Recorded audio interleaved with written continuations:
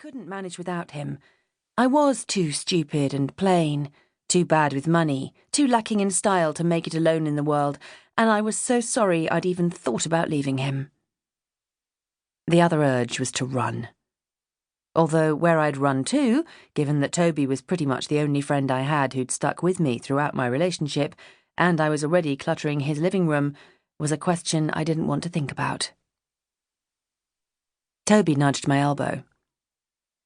"Hey," he said gently. "You're safe. You're out. Now open this letter, and let's find out who is sending you what looks like a tiny pair of shoes." He nodded towards the box, which, yes, did look like a small shoebox, only one made of black polished wood. "Come on! There's only so much suspense I can take in this suit before I start to look like a rainbow that's exploded." Slowly and cautiously, I unfolded the sheet of paper. It was, in fact, 2 sheets, one folded inside the other, and the first was a headed sheet from a solicitor's somewhere in Dorset. "Dear Miss Arden, your late great-aunt bequeathed the contents of this package to you in her recent will.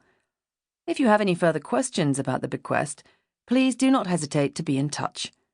Yours sincerely, D.A.H. Weldonfield, Solicitor." I stared up at Toby, whose suit was beginning to make my vision flicker at the edges.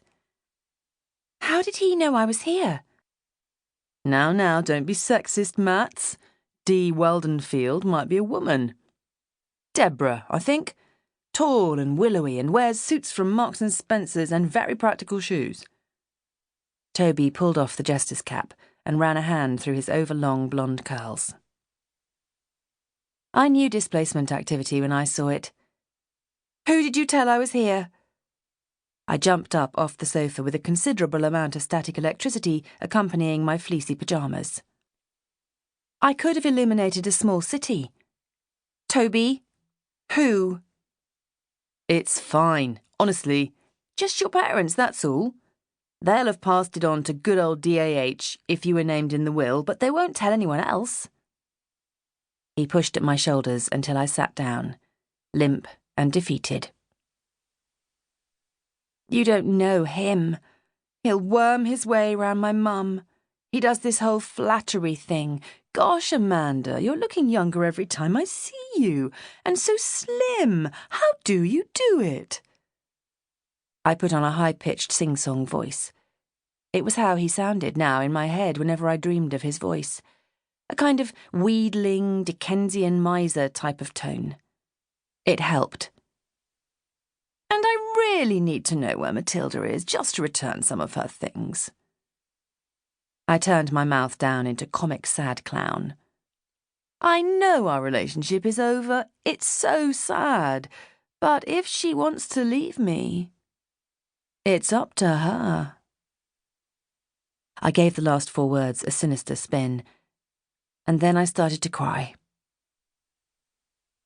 Toby moved closer on the sofa and put an arm around me. I tried not to flinch, but I know I did. I felt his hurt withdrawal and heard him pumping his voice full of unnatural cheeriness as he pulled the rest of the package out from where it was wedging itself between the cushions. "Okay, well, look, here's the rest of it. Have a look at this other note. See what that says." Actually, maybe he wasn't so badly suited to children's entertainment. His tone was so relentlessly jovial, it could have raised a corpse. Taped to the top of the other sheet of paper was a small Yale key. I unpeeled it and read the letter. "Dear Matilda, I am leaving my house to you.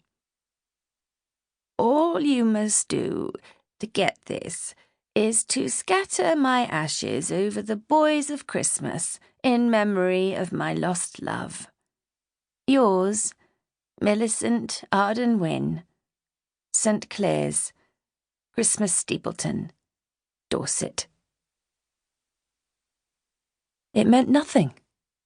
I stared at the words until they bled into the paper, became grey smudges against the white of the Basildon bond, the shaky handwriting and the weird spellings nothing more than spiders' footprints.